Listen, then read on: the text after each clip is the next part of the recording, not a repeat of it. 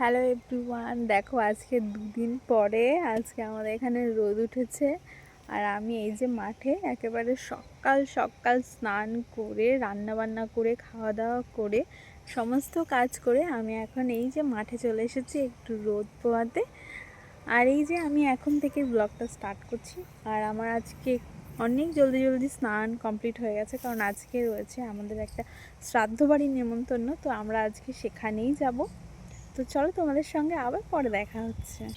তো রেডি হয়ে আমি চলে যাচ্ছি শ্রাদ্ধ বাড়িতে। মা আর বাবা যাবে একটু পরে, আমি যাব আমার সামনের বাড়িতে একটা দিদি আর একটা মামি আছে তাদের সঙ্গে। আমরা এখন শ্রাদ্ধ বাড়ি যাচ্ছি। আমার মা আর আমার বাবা হচ্ছে লেট। আমি দেখো গাইস, আমাদের এখানে মেলা হচ্ছে, বিভূতি মেলা আজকে থেকে শুরু না? আজকে থেকে স্টার্ট। আমরা বাড়ি আসার সময় মেলা হয়েই বাড়ি আসবো। ভেতরে না গেলে বোঝা যাবে না, সবটা ঢাকা। গাইজ, আমরা রাস্তা খুঁজে পাচ্ছি না, বাড়ি চিনি না, আমরা হেঁটে যাচ্ছি মামির পিছন পিছন। আমরা কেউই চিনি, আমরা প্রথম আসছি, কেউই চিনি না। গাইজ, তোমাদের একটা সুন্দর জিনিস আমি দেখাবো। দেখো দেখো বিল, ওই দেখো ট্রেন বন্ধুরা।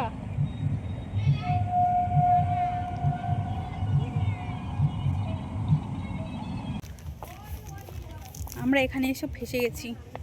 আমরা রাস্তা খুঁজে নেবে, আমরা ভুলভাল রাস্তায় চলে এসেছি। আমরা রাস্তা খুঁজে পাইনি, ঠিক আছে? ভবঘুরে বা যাযাবরের মতো ঘুরেই বেড়াচ্ছি। এ বলছে ওদিকে যাও, ও বলছে ওদিকে যাও। 8 ঘন্টা ধরে খুঁজছি, কিন্তু রাস্তা আমরা খুঁজে পাচ্ছি না। আমরা বিল অবধি পৌঁছে গেছি। রাস্তাটা দেখো, এই যে রাস্তা, এখনো আমরা পৌঁছাতে পারিনি, কিন্তু রাস্তা পেয়ে গেছি। এই রিম্পাও কিন্তু এইরকম রাস্তা খুঁজতে খুঁজতে আমরা ক্লান্ত হয়ে গেছি। শেষমেশ এই দেখো শ্রাদ্ধ বাড়িতে এসেই একেবারে আমরা খেতে বসে গেছি। আর এই যে আমাদের পেছনে বসে আছে মামি আর আমার মা বাবা, এখন পৌঁছায়নি। রাস্তা ঘুরে বাড়িতে গেলে আমাদের অনেকটা টাইম লাগে, আর আমাদের দুটো টোটো চেঞ্জ করতে হয়। আর নাকি এই বিল পাড় দিয়ে নাকি খুব শর্টকাটে আমাদের বাড়িতে যাওয়া যায়।